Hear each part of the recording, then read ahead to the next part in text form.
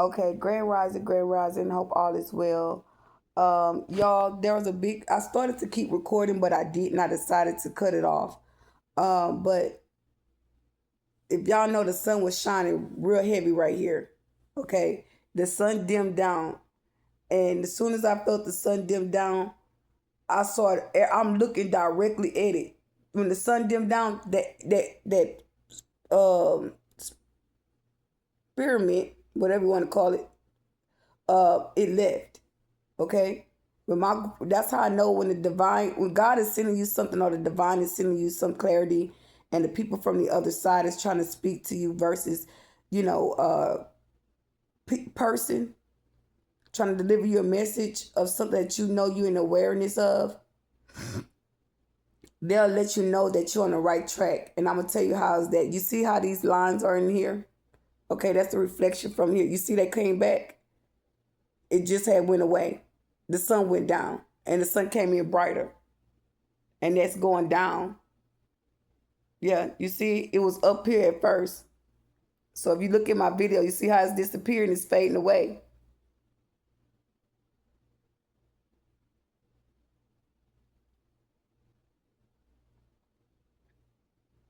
It came back with the sun. The sun just came back out. It was just dim.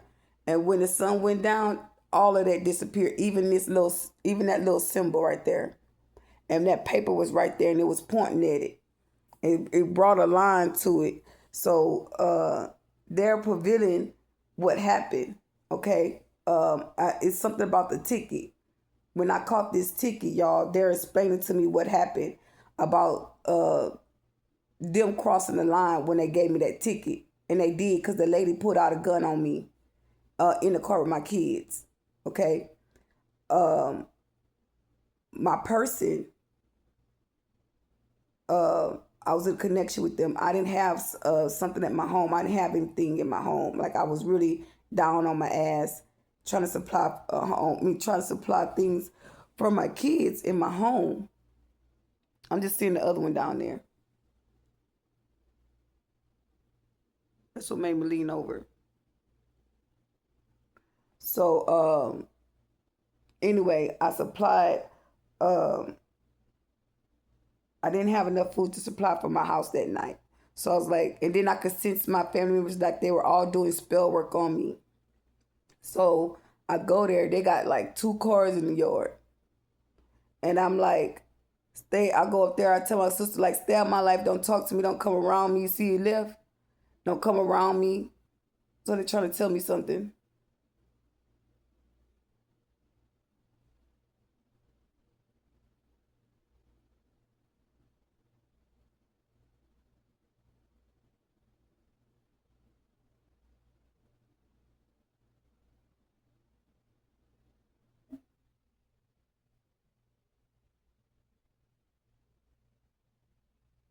They want to know what happened. Why I got that ticket.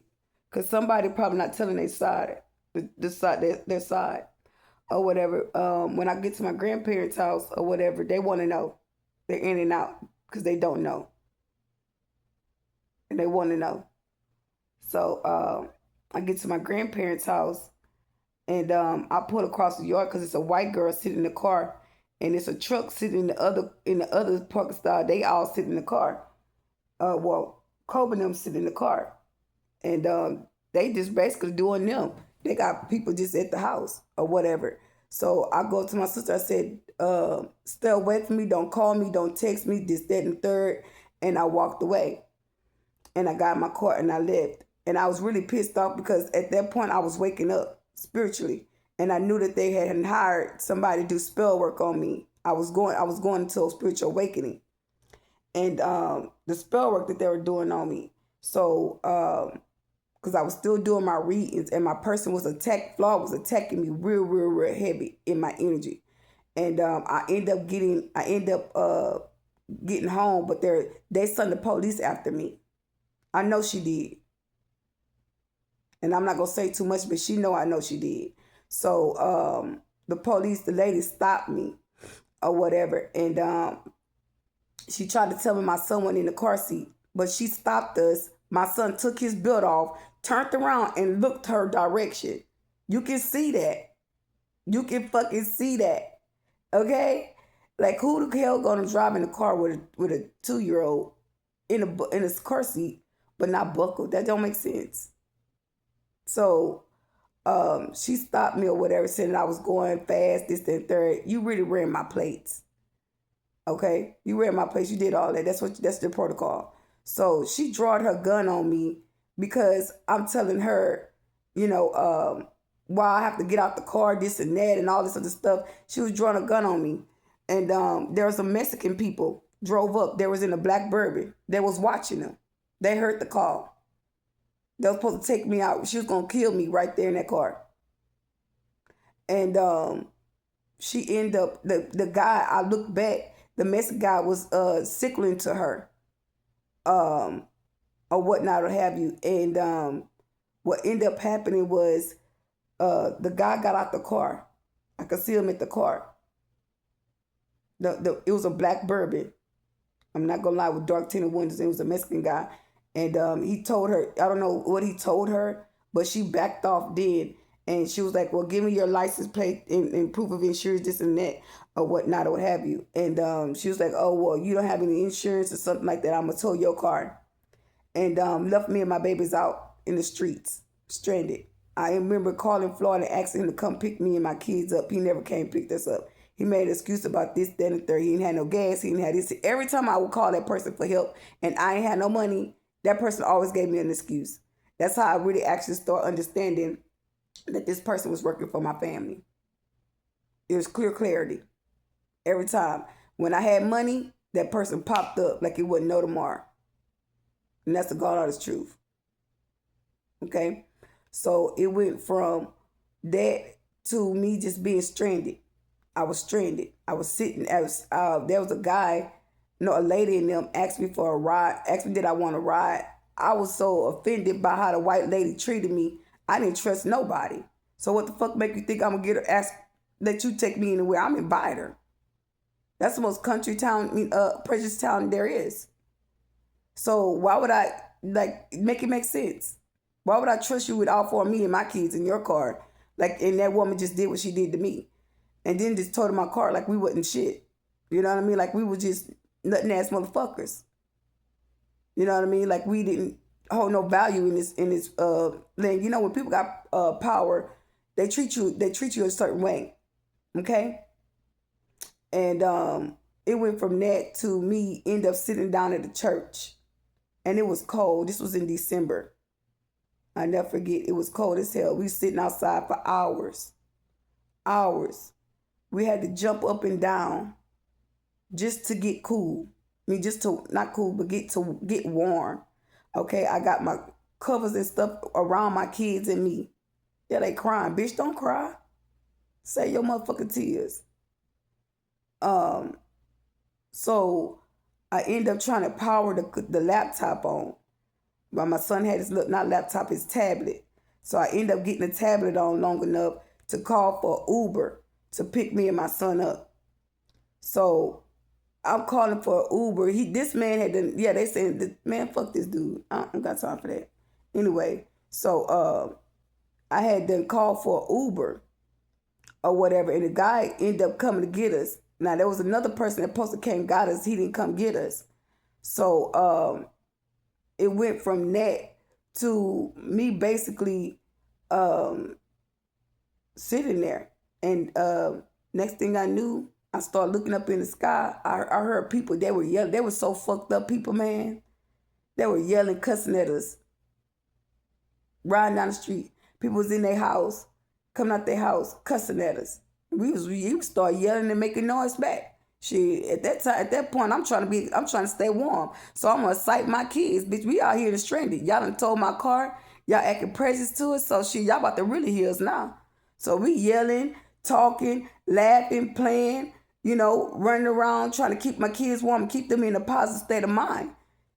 We're in the middle of nowhere. We're in front of a whole church. We start seeing hellos in the sky. Hellos around me and my kids. I tell you no lie. And That guy asked us, "Do you know what that means?" I said, "No." He said, "Man, y'all was protected." He said, "Somebody protecting you. That's y'all protected." I'm like, "What? What the hell?" I was so confused because I didn't know that. I knew about halos, but I didn't know about halos like prevailing in the sky. It was brown. It was a round halo. It was two of them, and it was round. It was right, not directly over us, but it was over us. You know what I mean? And it was three. I won't forget. It was three stars in the sky. Yeah. And that man got in when I got in the car with him, I knew he was some type of goddess or God or Lord. I knew. It was like he had a cologne on, and I bought some of this, and it starts with an A, and the bottle's blue, and it's called Confessions. Okay, now I got the perfume, but this is like spell work. Okay, this cologne was spells, like a confession. And the smell of the cologne makes you supposed to memorize, like make you lustful and speak your truth. Yeah. And my baby father came to mind. That's what he gave off. The energy of my baby father, like he had done talked to my baby father, or something has transpired between me and my baby father. Yeah. And I end up he ended up bringing us home. Yeah. That's crazy. And then I say like maybe um a couple of weeks, I end up the house end up going through shits. The toilet backed up, the roof fell in, the hurricane came, all kind of shit just actually started happening. And I believe I let the car go, and I end up moving, and I asked Florida to take me to this house. But before asked him to take me to this house, y'all, I paid that man 200 and something dollars to move me. I paid him half. It's supposed to be four.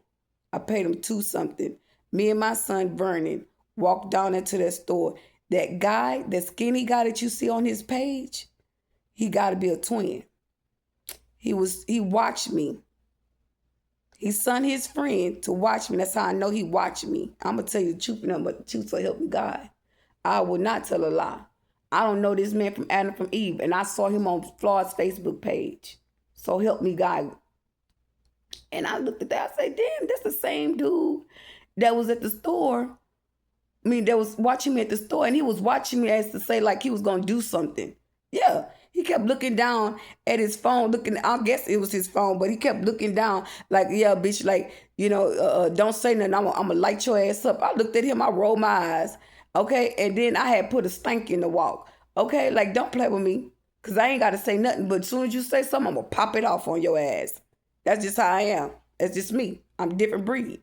So I'm walking in the store or whatever, and I put the money on the card. I walked back home or whatever, and it was raining. It was raining outside. Me and my son was walking in the rain. Don't you know that man never came to move me?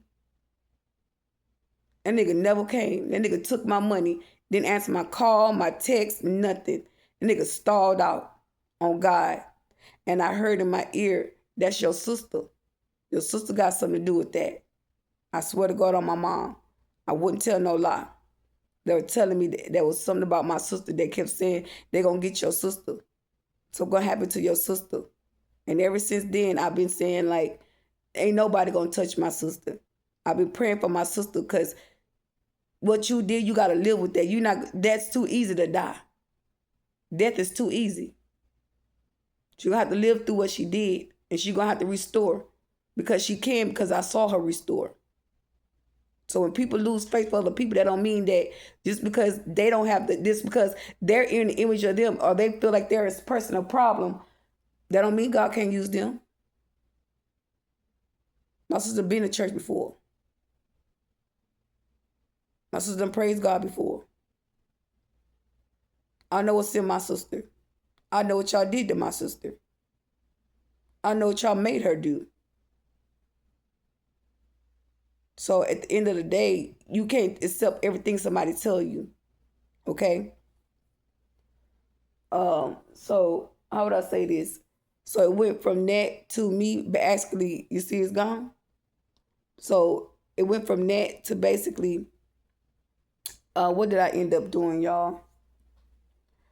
Uh, I went back home and I sent that man the money. I had to call a U-Haul or something to move my furniture. And when we got to the house, y'all, when I went with Florida to look at the house, the people, I didn't even get out and look.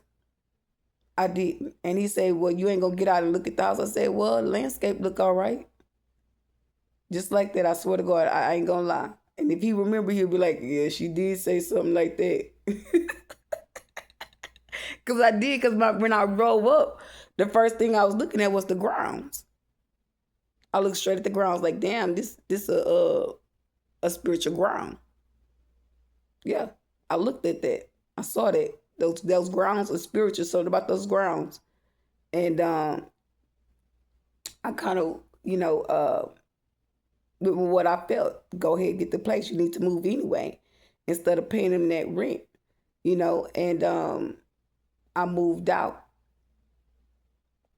and I was ripped off. I paid them.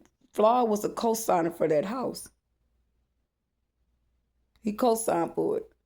I gave the people his name and number, and I put his information on the application, and I paid him to co-sign for that house too.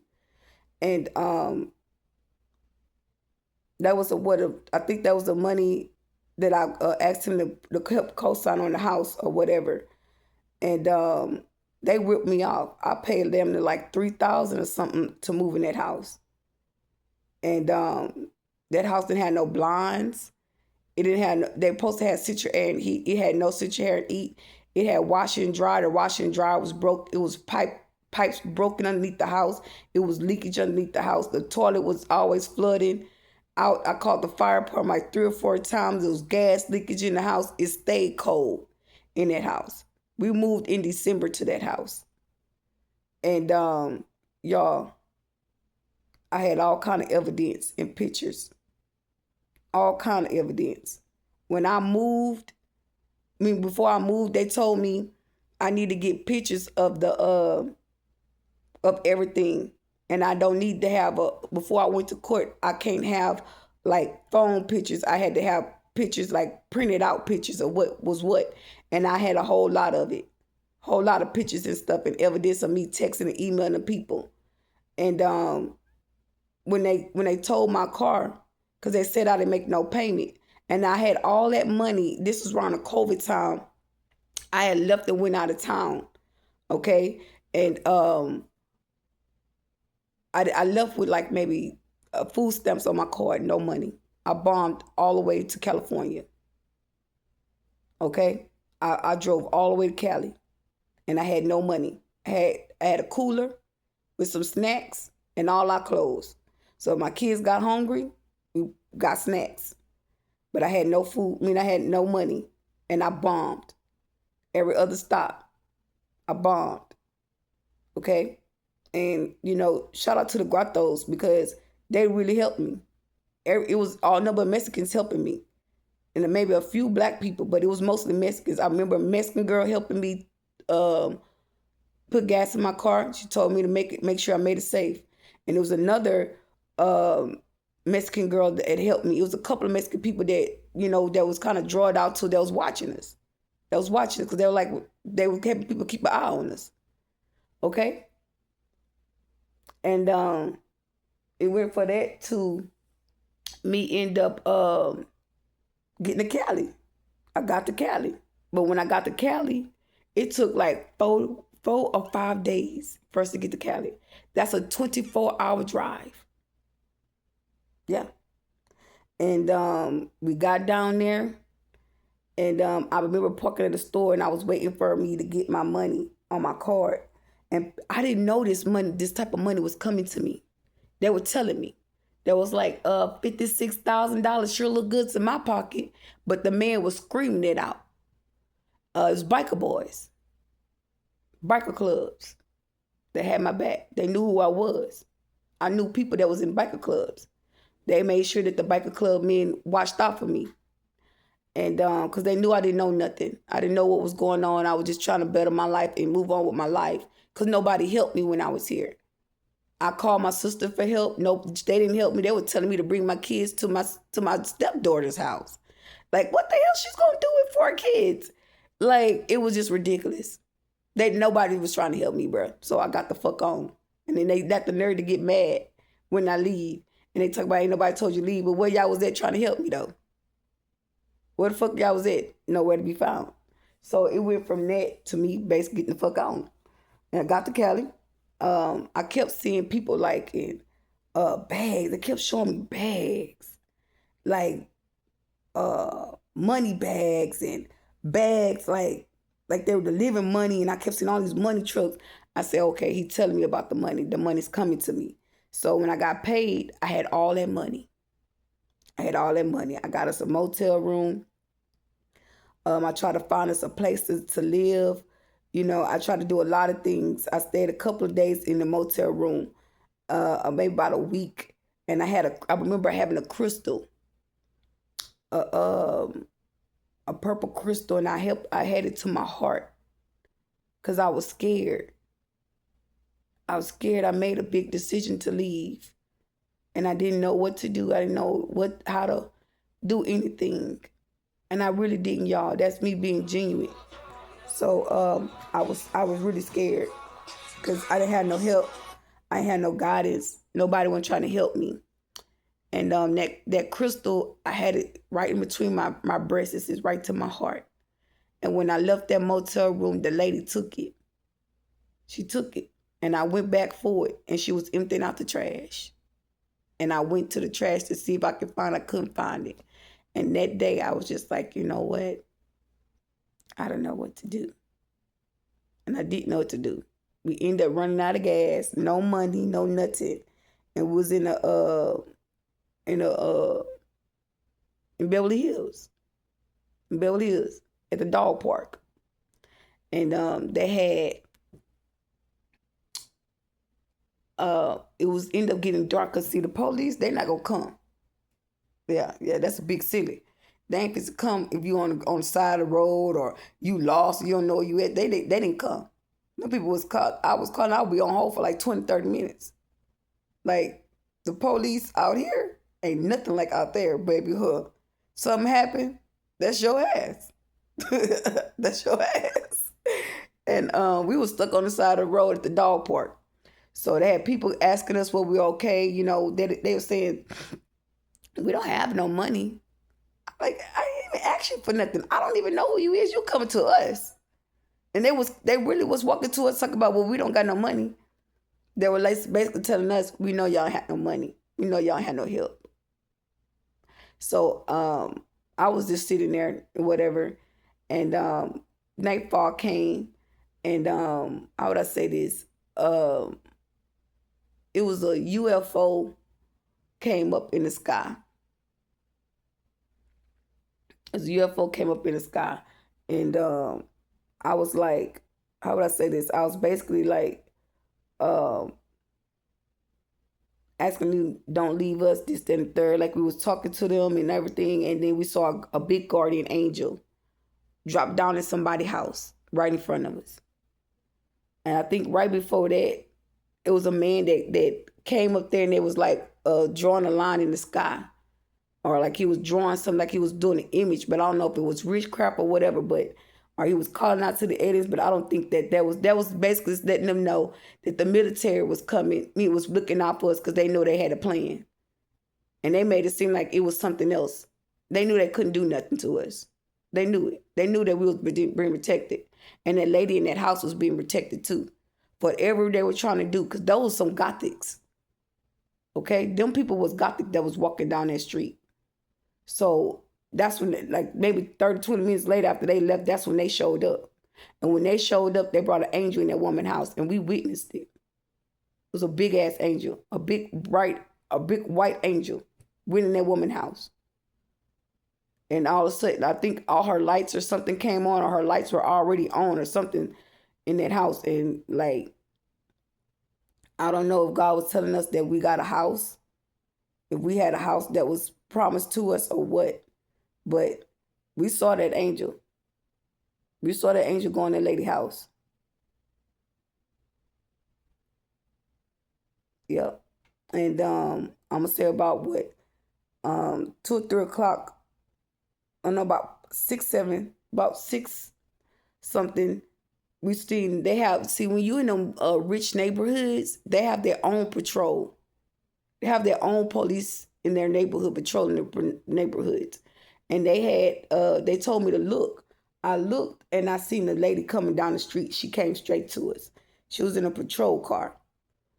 And I told her what was going on or whatnot or have you. And they had the police came and it was like, man, look, I don't know where you from, whatever. He was like, but you need to be careful. This place is not safe like that. Anything could have happened to you and those kids. You guys need to be really cautious because anything can happen. And then while we was talking, they had a underground thing right there where we was at, like a little tunnel. And I'm looking like, and it was big, like you could open up and walk down there. And I'm looking like, dang, they could have got us. Yeah, yeah. That's how I knew I was protected. Because that man was basically talking to me, and he was fake. And I started looking around. I started looking down. And I was like, damn, like, he was basically telling us, like, y'all protected. Like, you need to be more careful. Because whoever protecting you, they making sure you straight. But you need to be fucking careful out here. And he gave us some Subway um like gift cards for me to get me and my kids something to eat, and they gave us a piece of paper to file to where we could find us a place or whatnot or what have you. Go to places where we could take a shower and stuff. And I'm gonna tell you something. I ended up driving downtown Los Angeles, and I cried the whole strip. I cried the whole strip. My heart was broken.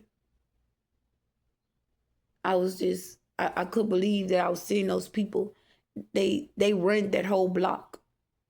The whole block, it was nothing but homeless people. They had barbecues out there, had their cars out there. They had people washing cars. They had people, just living. Like, that was their home. That shit was sad, bro. I never seen that in my life. So just imagine coming from a small city to a big city to see that. And I'm gonna tell you something. A man was on live walking down Cali because they knew I was gonna leave and go to Cali because my baby daddy told me to go to Cali. He said, Erica, whatever happened, he said, you feel like you can't make it here, go to Cali. He said, you'll have 2 incomes a month. And it basically, when I looked up the information about Cali, Texas law, spiritual law, can't exist in Cali. It won't work in Cali. That's why a lot of things that was going on in Cali, what happened to me here didn't happen in Cali. Because those laws don't go by Texas laws. You can't bring them laws out, them spiritual laws out there. They don't play that shit. Straight up. They got rich red locks everywhere. Everybody know who Buddhist and stuff is. Okay? But yeah, I had that experience.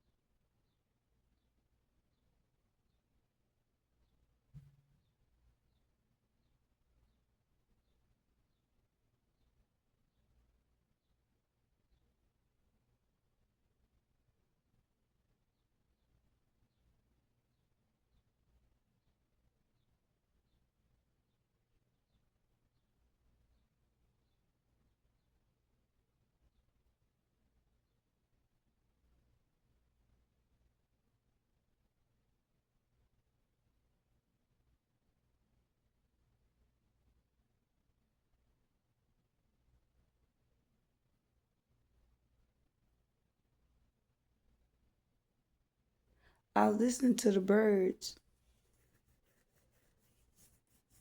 The message not from me, but they're trying to tap into what's going on.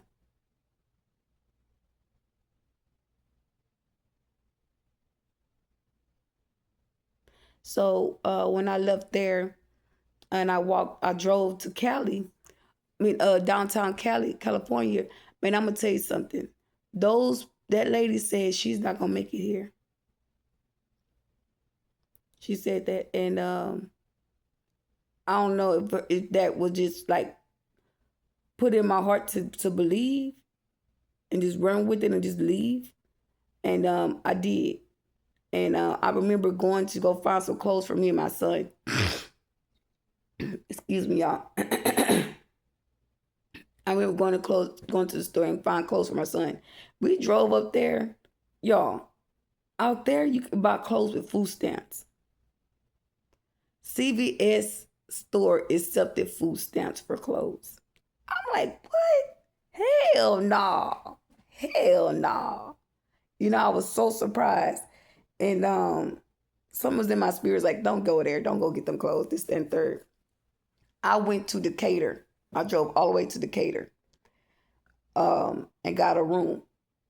The man let us sleep because we were just sitting there. He said, y'all could come in and have us, have us sleep in here, until 12 o'clock. You could come down and just pay me. So I did.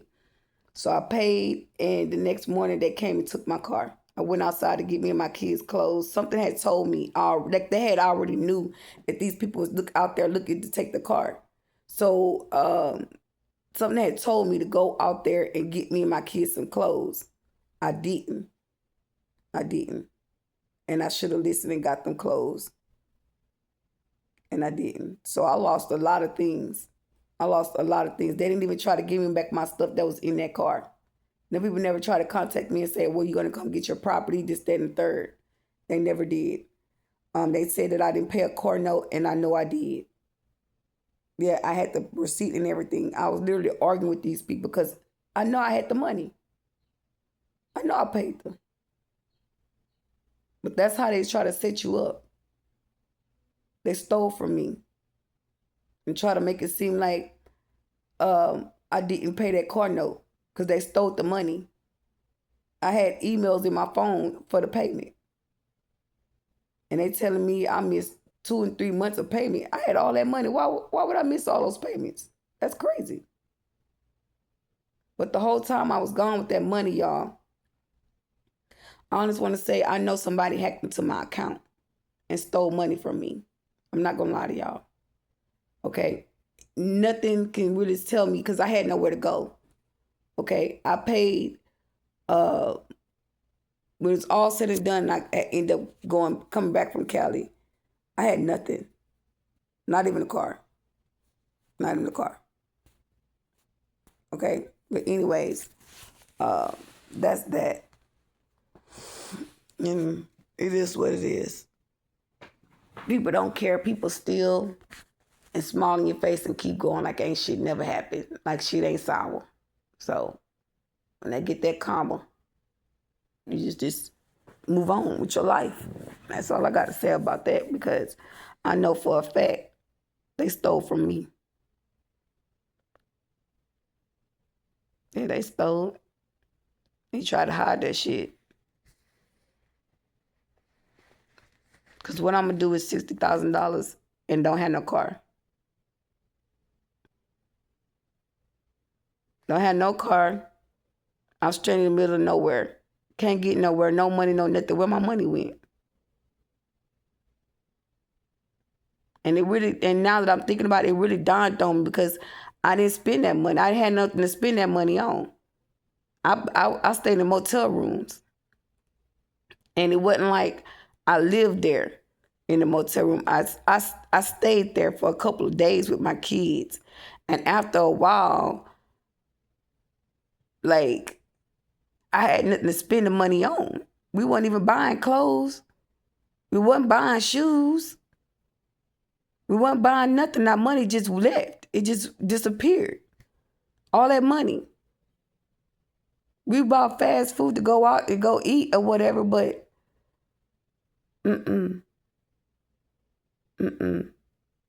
I know better. Yeah. See, that's the type of shit that they try to hide from you or what they know they stole. And you wonder why a person try to keep close to you and try to maintain around you because they know they got access. So if you got access to the account now and seeing information, you the one that stole my shit. So anyway, y'all, let me end this live. Y'all enjoy your morning.